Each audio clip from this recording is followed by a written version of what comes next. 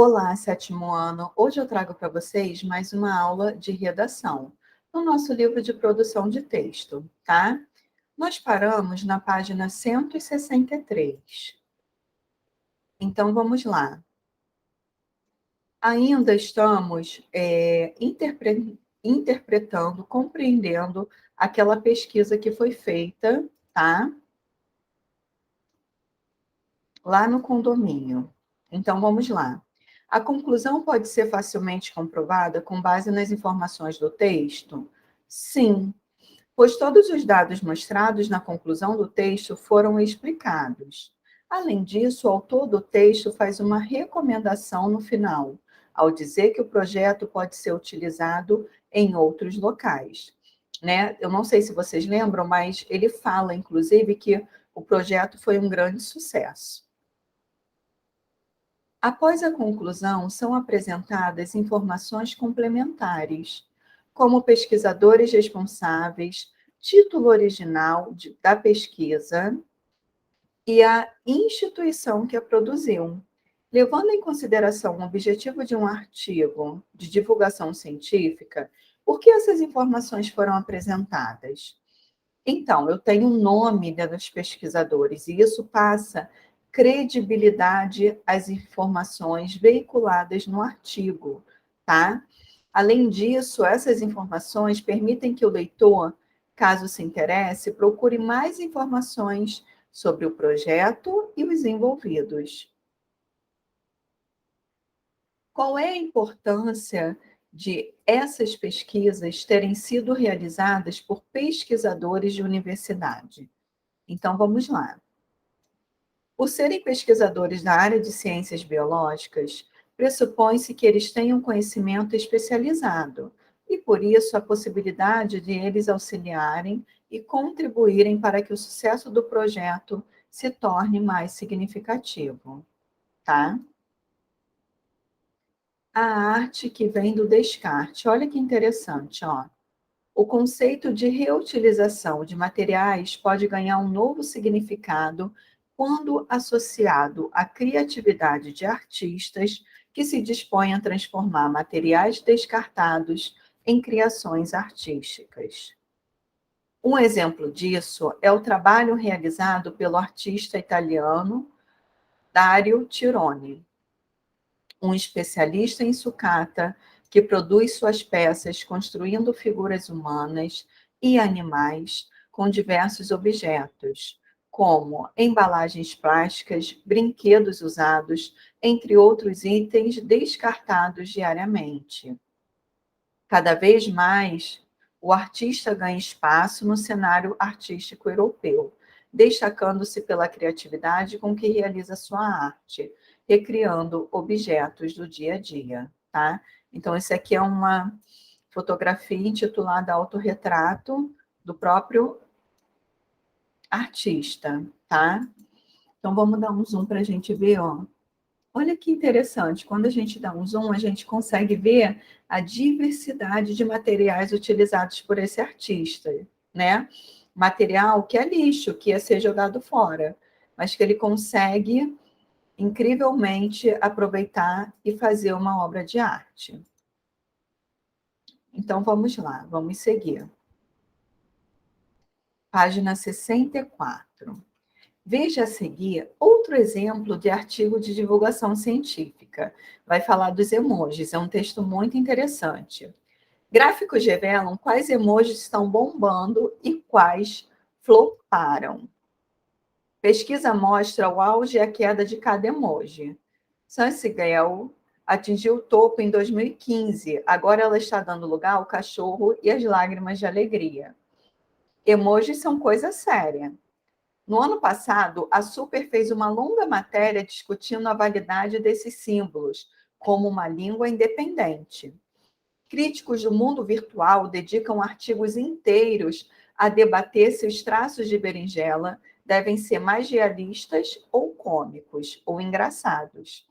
E por último, mas não menos importante, criadores da cobra piton real já cruzam espécimes como manchas amarelas para que nasçam filhotes como uma pintura. Agora, eles também são estatísticas. O Emojipedia usou a ferramenta Google Trends para gerar gráficos que mostram a ascensão e a queda de popularidade de todos os emojis disponíveis em sua base de dados. Basta selecionar um emoji aleatório, vamos ficar com esse aqui, né? Um sorrisinho e o suor. Entrar em sua página e enrolar a tela até o subtítulo Statistics, onde está o gráfico. A curva é construída com base no número de pessoas que jogaram o símbolo no mecanismo de busca do Google nos últimos 5 anos. Então, se a gente fizer essa pesquisa, a gente vai ver um gráfico como se fosse esse aqui, ó.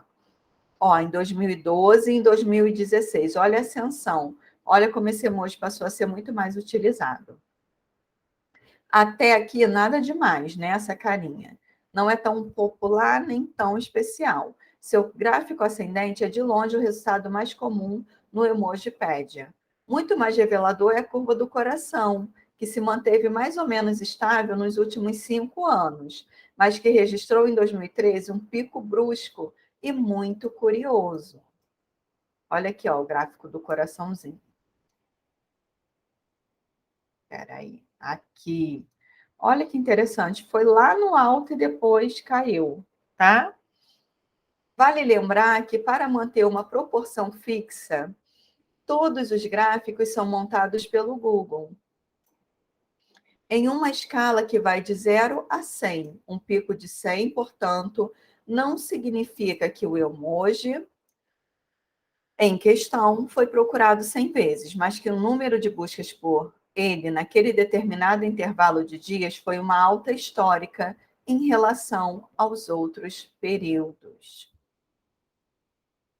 O gráfico acima é um dos emojis mais polêmicos, o conhecido como Seissigel. É usado para comentários sarcásticos ou atrevidos. Ele viveu seu auge em 2015 e, desde então, voltou ao nível de popularidade original. Em um post no blog do Emojiped, os editores do site lembram que, ao acessar o próprio Google Trends, você pode criar gráficos sobrepostos. Basta jogar 2 emojis diferentes na busca, separados por vírgula, para ver como eles se comparam na corrida pelos corações e mentes. O exemplo ótimo é o clássico gato versus cachorro, tá? Então, aqui esse artigo falando sobre a importância dos emojis, né? E é muito interessante que hoje você consegue passar uma única mensagem com um emoji, né? Eu não preciso escrever muito, eu uso uma carinha e já passo uma mensagem, tá? Vamos lá. Qual é o objetivo do artigo de divulgação científica? Gráficos revelam quais emojis estão bombando e quais floparam. Então, o objetivo é divulgar os resultados da popularidade de alguns emojis entre os usuários da internet. Em alguns artigos de divulgação científica, é comum a presença da linha fina. Identifique-a no artigo lido e explique com que função ela foi apresentada.